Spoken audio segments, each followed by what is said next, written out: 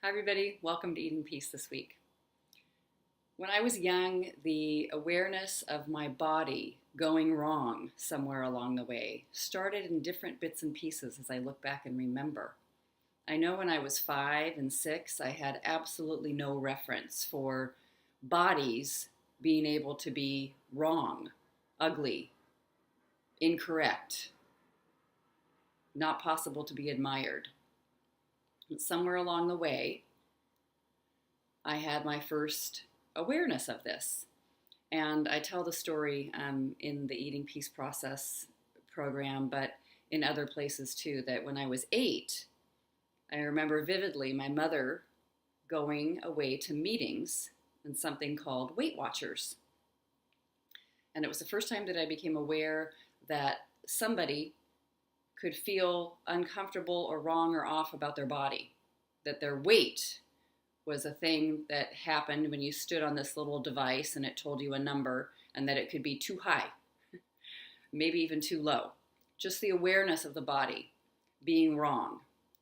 At that very same time, I had this really amazing, vivid memory where I sat on a desk in 3rd grade. At that time, you're 8 in 3rd grade in the United States. And we were allowed to sit up on top of our desks with our legs dangling down to watch a movie. And it was an amazing, exciting, crazy thing to sit on top of your desk. And our teacher, Mrs. Reese, was allowing us to do that. When I sat up on the desk in that position, you know when you sit on something and your legs hang down and the weight of your legs flatten your thighs. No matter how thin you are, there's a certain shape that the body will mold to if you have your legs dangling down and you're sitting up on a hard surface like that. I looked down at my thighs and I suddenly became intensely, acutely aware, all in a flash of an instant, that my thighs were fat. This is what my mother was talking about. Weight Watchers. And I had a sweeping feeling of, oh my God, I'm just like her. I am fat. These thighs are fat. Now, the interesting thing is, it didn't really deeply affect every bit of behavior, and I didn't really change much that I can remember vividly about my eating at the time. But the seed was planted, and I'm sure the way the mind works is it began looking around to find proof for where people may or may not be judged based on their weight. I remember my grandfather very well saying in the car, "She ate too much ice cream," as he looked out the window at some woman that was walking on the street. I didn't even see the woman, but it went into the files of what can happen, what can go wrong, and that something can go wrong with your eating, and it has to do with this thing called weight. Of course, when I entered puberty, just like so many people do, and the body's actually changing, getting taller, becoming adult, there's all this weird social construct that seems to happen that we learn, at least where I lived, that attraction and interest and seeing contact and connection and physicality in the world of being human becomes sort of uncertain. There's all kinds of things placed in people's minds around sexuality and interest in others and closeness and intimacy and what any of that is, and an emotional level, physical level, all of it, wonderings about it, curiosity, and of course, some shame or nervousness or excitement or worry, not too sure about this whole thing.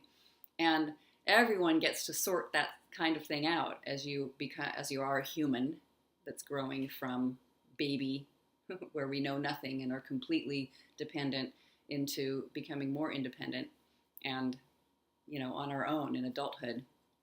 But this often happens that when people enter puberty and the awareness of the body becomes quite acute in some ways, and there's changes happening in the body, that then also this suddenly, lo and behold, is when an idea about thinness or some kind of management of the weight or some sort of change desired in the body becomes really, really vivid also. It's no you know, there's no accident that these things come together. At least it's certainly not for me when I look back and see those moments. So even though I had an 8-year-old moment or other childhood memories of the adults around me talking about weight and thinness and concern for themselves, nobody certainly ever saying anything to me directly, and probably heard it among peers or other kids, it didn't really kind of set into something that having to do with me and my body until I was moving into puberty and noticing my own changes and interests in being an adult human. And this can be so difficult when you have sort of group think, a group program that we're all looking at together, this conditioning of thinness equals happiness and freedom and attraction. Now, even in this that I'm mentioning, I could say, is there a blame for a group social construct that, thinness is bad? Because I find, attacking something outside of myself, including the norms of society, doesn't really leave me feeling peaceful and easy. That can be stressful in itself. I know whose fault this is that I'm so troubled in my body and my eating is so mixed up. It's the fault of Hollywood. It's the fault of 17 magazine. And that's not to say that those things aren't of immense influence. But it's really quite powerful and profound to question what it is you believed became true for you that might still be running in your mind about what thinness brings. This morning in the Eating Peace process, we had this group inquiry, and somebody was sharing about how she was looking directly at her body part, her stomach in this case. For me, it had been thighs. Thighs were the culprit, They need to look smooth and strong and sleek and slender and muscle defined. We know all the definitions of what they're supposed to look like. It's great to consider why. Why do I want that? What do I believe is true about that perfect body over there? Can it bring me love, attention, admiration, support, pride, strength? We believe these things become associated with thinness, and athleticism is an amazing feat. It does take a lot of drive and discipline, and these qualities are highly admired in many human societies, certainly where I live. Drive, stick-to-itiveness, persistence, intensity. But what if we questioned that it would take sort of like this willpower, this intensity of willpower and forcing and kind of a dictatorship? What if we even questioned that thinness equals happiness? Because I happen to know that is not necessarily true. I mean, people will tout all the time in various programs of different kinds, that when you, and they just feel so sure. We've all had that moment. If my thighs looked smooth and strong, then I would be happy. If my stomach was flat, I'm sure that I would be happy. If I was thin, if the scale said such and such a weight on it, those numbers, then I would be happy. And then we notice even in this inquiry, you can sometimes have the thought that I shouldn't be thinking with such criticism about my body. If I stopped thinking with such criticism, then I'd be happy. You can't win. So what if you just had the body you have, noticing that how strong it is for the mind to believe that this body is me, this body is who I am. I mean, that's an amazing thing in itself. You are your body. You are the weight. That is who you are. That gender, that texture, that color, that history, that location, that size, that height.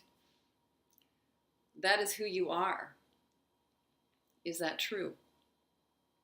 I notice the wonderful and funny kind of experimental idea If my arm was cut off, would I still be me? Yes. My other arm was also cut off, would I still be me? Yes. If my other leg was then cut off, would I be me? Yes. If the other leg was cut off, would you be you? Yes, there'd still be something that was here, that was named whatever your name is, that is you, and has that quality and has the memories and the file banks that you've got in there, and those things would still be the case as long as you're alive. And so what is aliveness? I guess it's something having to do with the mind, body, heart, brain. I mean, that's an interesting thing to question and look at in itself. If you're in a coma, are you you? Like the person standing outside of the person who's in a coma, you look at that person who's in a coma and you still name them. That is my friend who's in a coma right now. You have them, there they are with that name.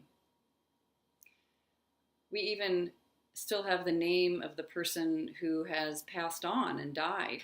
They no longer have a body, and I still call them by their name and who they are.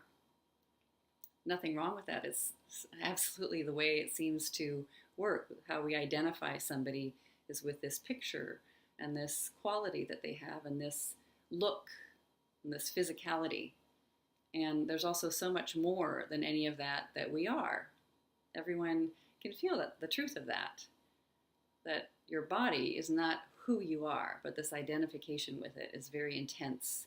And if it was just perfect body, we'd be having a great time. Things would be better. Is that actually true? Are you sure you need your body to be different? Less weight, greater perfection, for you to be happy in this moment today? If that is required for happiness, that's very difficult. If anything is required for happiness in this moment that comes from the outside world, I'm going to have a bit of a hard time. I'm not going to be able to achieve, just peace in this moment. And it doesn't mean I wouldn't be moving in the direction of greater ease or finding action that would naturally occur, that would unfold somehow in more support or greater ease or more abundance, but really finding it right now.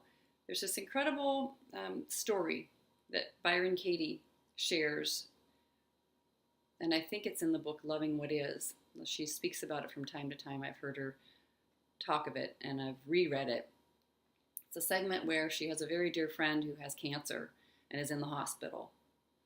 And Katie goes to see this woman. And Katie is saying something about, I don't see what the deep problem is. And the woman is furious and takes the sheet off her legs, which have been covered. And one leg is swollen twice the size of the other one. See, look at this problem. There is a terrible problem here.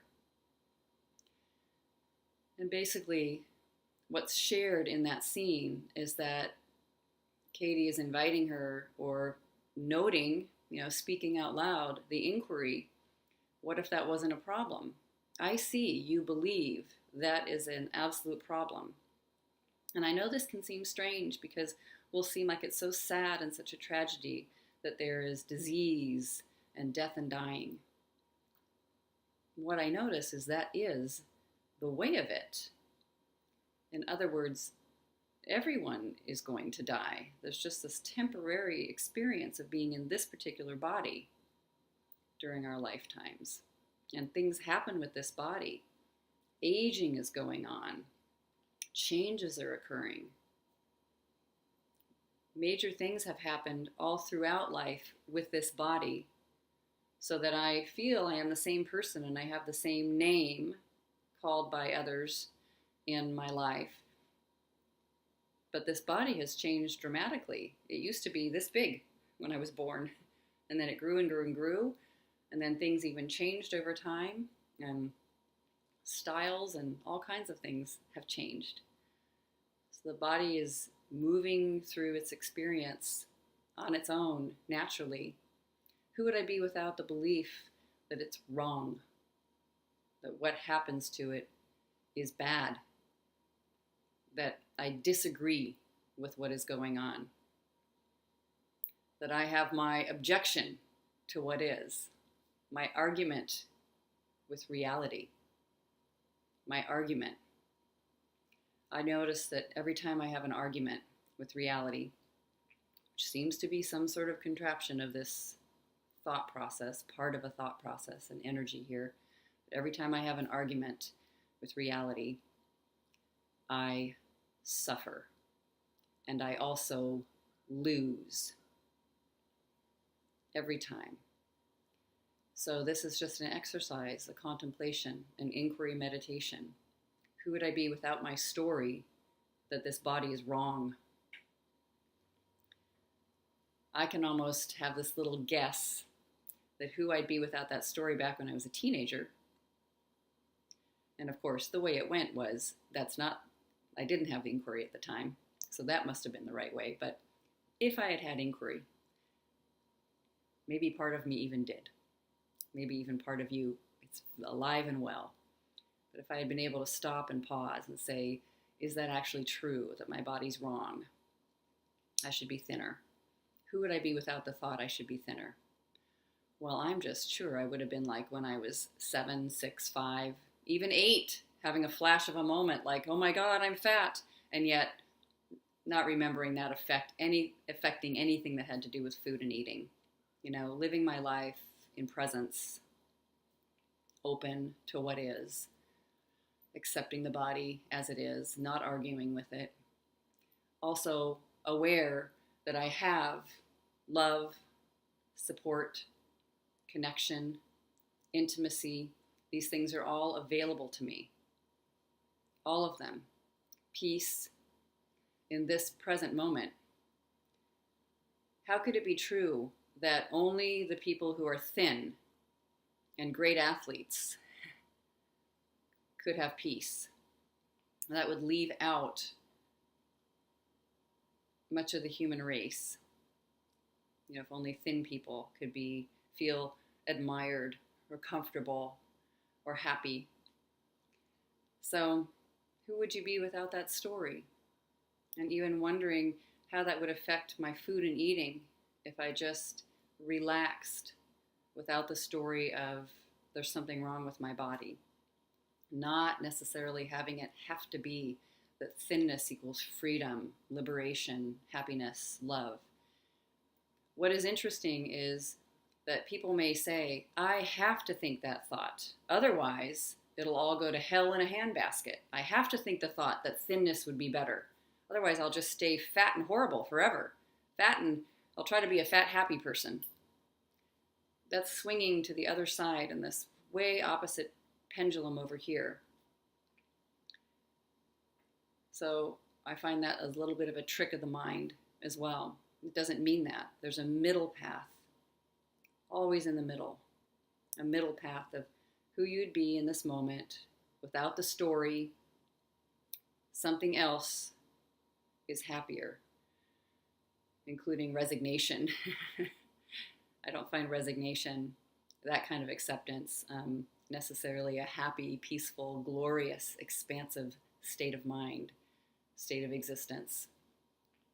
So just simply looking, we can turn that thought around. Thinner thoughts would bring me greater freedom in this moment. Thinner thoughts about the body, reducing them as being so serious. My thinking is the thing that's too fat in the moment. My thighs are too bumpy. My thinking is too bumpy.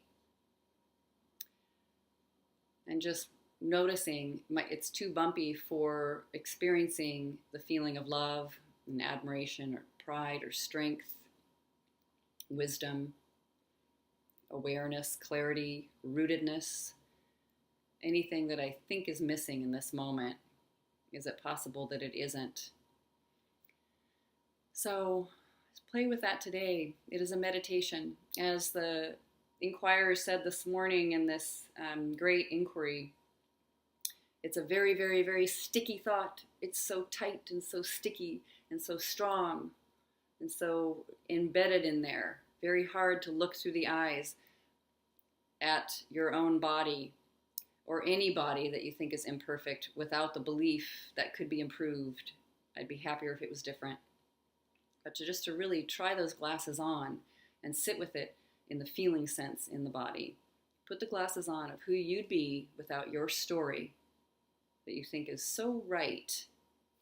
You know, it's just funny how that mind will be so right about it. Who would I be without the thought that body needs improvement in this moment now? And then I'm sure I'd be better off. And you might even watch that the way you're eating is, if you can relax with the body, the eating also relax, and there's no need for urgent consumption or controlled consumption with all that dieting going on and intense measurement and control and, you know, something outside yourself. There's a middle way. There's a middle way that's balanced and natural, like the seasons, like the world, like reality, like whatever it is that is creating all this, that is not ourselves, that is greater somehow than the mind. All right, let me know how it goes.